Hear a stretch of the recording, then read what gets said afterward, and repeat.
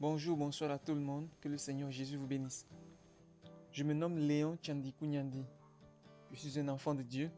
Je suis né de nouveau dans les années 2000 et par la grâce de Dieu, j'ai fait pas mal d'expériences avec le Seigneur. Le Seigneur m'a enseigné beaucoup de choses personnellement à travers des livres, à travers des enseignements de ce serviteur. Aujourd'hui, j'ai appris des enseignements formidables, des vérités qui ne sont pas enseignées dans l'Église et que j'aimerais partager au peuple de Dieu.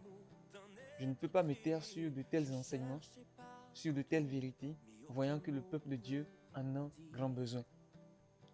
Je veux partager avec le peuple de Dieu, je veux partager avec vous le plan de Dieu pour son peuple dans les 70 semaines de Daniel qui ont été révélées à Daniel par Gabriel, dans Daniel 9, à partir du verset 24. Cet enseignement va couvrir plusieurs parties. Je n'en suis que dans l'introduction, où je vais parler brièvement de mon intention. Le peuple de Dieu est censé être enseigné de tout ce qui concerne la parole de Dieu, de tout ce qui est caché, selon que Dieu l'a prévu. Paul dit que le mystère caché de tout temps, dans tous les âges, est maintenant révélé à ses saints. Ce mystère-là, malheureusement, continue d'être caché au peuple de Dieu aujourd'hui. Le plan de Dieu pour son peuple. Lorsque Dieu a créé l'homme, il l'a créé sur la terre. Parce que Dieu n'a pas voulu que l'homme le serve au ciel. Dieu veut que l'homme le serve sur la terre. Dieu veut que les anges le servent au ciel, il les a créés au ciel. Mais il voulait que l'homme le serve sur la terre et il l'a créé sur la terre. Mais aujourd'hui, on nous dit que Jésus vient pour nous enlever et nous amener au ciel. Mais en réalité, c'est sur la terre que Dieu veut avoir l'homme. C'est sur la terre que Dieu veut que l'homme vive. C'est pourquoi un jour, au lieu que Dieu vienne chercher l'homme et l'emmener au ciel, c'est plutôt Dieu qui va quitter le ciel et venir s'établir avec l'homme sur la terre.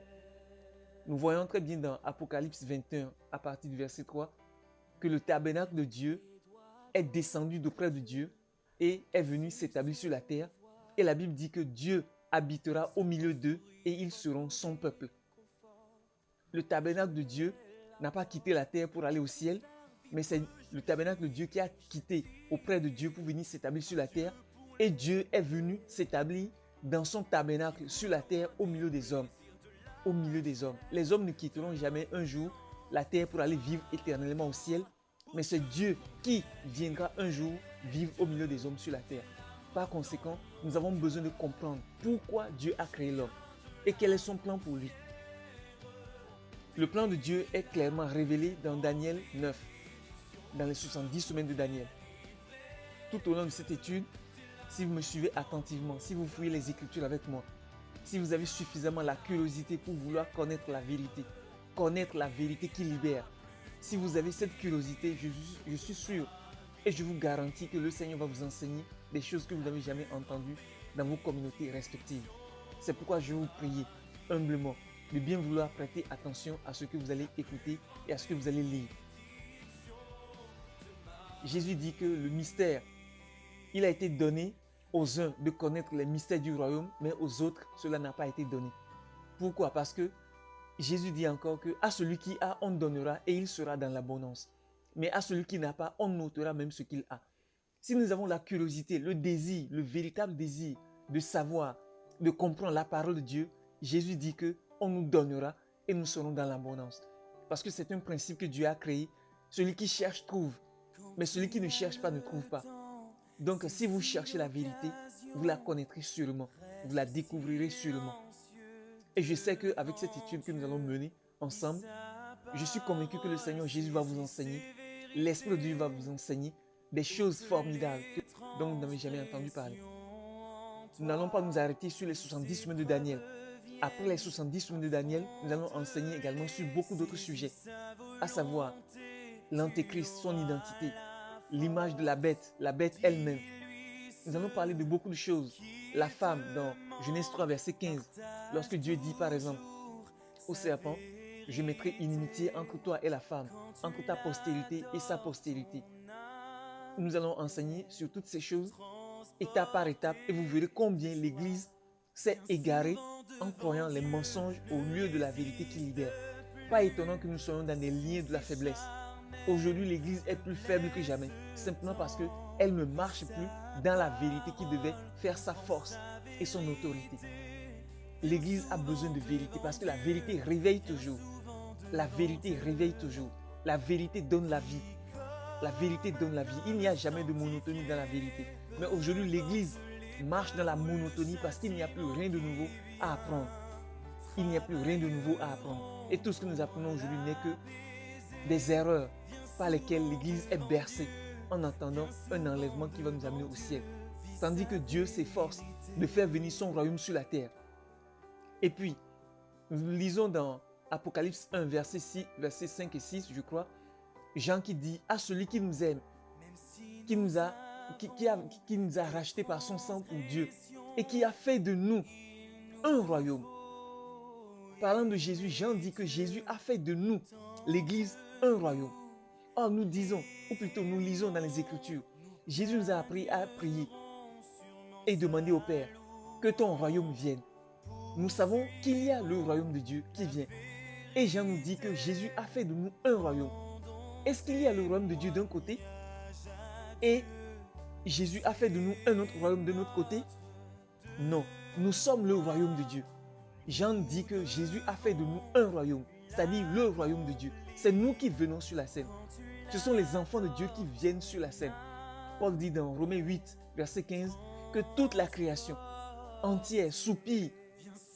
Toute la création attend avec un ardent désir la révélation, la manifestation des fils de Dieu. Nous sommes le royaume de Dieu que la création entière attend. C'est nous qui devons nous manifester. C'est nous qui venons sur la scène internationale. C'est nous qui venons sur le plan physique. Car le royaume de Dieu est spirituel, mais il doit se manifester sur le plan naturel, au vu et au su de tout le monde. Jusqu'à ce que nous nous manifestions, le royaume de Dieu ne viendra pas. Nous sommes donc le royaume de Dieu. Lorsqu'on nous dit que Jésus vient pour enlever son église, frère, avant que l'enlèvement ait lieu, je veux que vous compreniez que le royaume de Dieu vient. Je veux que vous compreniez que les fils de Dieu doivent se révéler. Je veux que vous compreniez que le plan de Dieu pour nous, c'est que nous nous manifestions. Que nous nous manifestions parce que toute la création nous attend. Toute la création n'attend pas l'enlèvement de l'église de Jésus-Christ, mais toute la création attend la révélation, la manifestation des fils de Dieu. Parce que la Bible dit que elle aussi attend, elle soupire en attendant de participer à la liberté des fils de Dieu, à la liberté, la gloire des fils de Dieu. La création entière doit être libérée également. Il n'y a pas que les hommes qui souffrent, mais la création entière aussi souffre.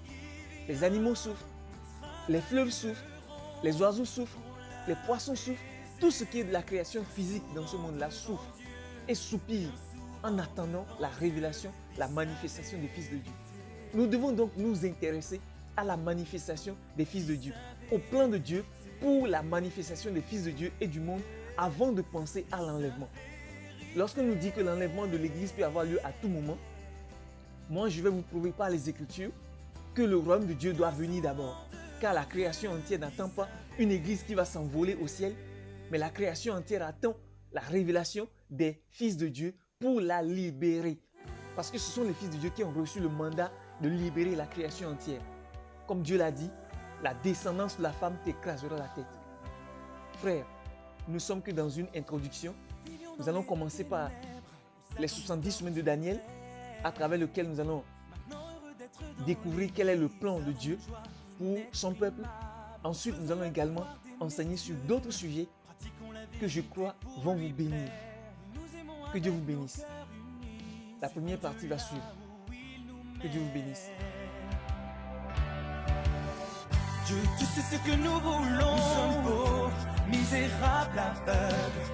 Guide-nous, garde nos cœurs. Nous témoignerons de tes actes. Dieu, tu sais ce que nous voulons. Nous sommes pauvres, misérables, aveugles. Guide-nous, garde nos cœurs. Nous te suivrons de plus près.